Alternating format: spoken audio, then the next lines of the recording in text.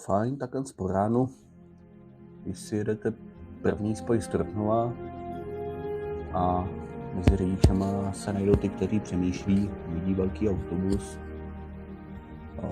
Ten kuráž není zrovna moc velký, zastaví, nechá mě projet.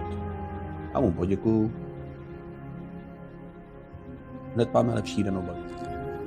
No jo, jako kdyby tam nemohl počkat. A ještě tam něco rozmachuje rukama. No, co na to říct? Jsem byl asi oblíbený.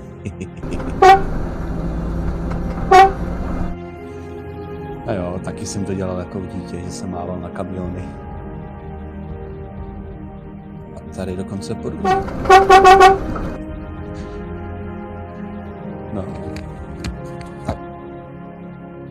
Jo, to si tady jedu už odpolední spoj na Podmezky nahoru. A už jsem takový zamyšlený, si říkám, bude víkend. A když najednou...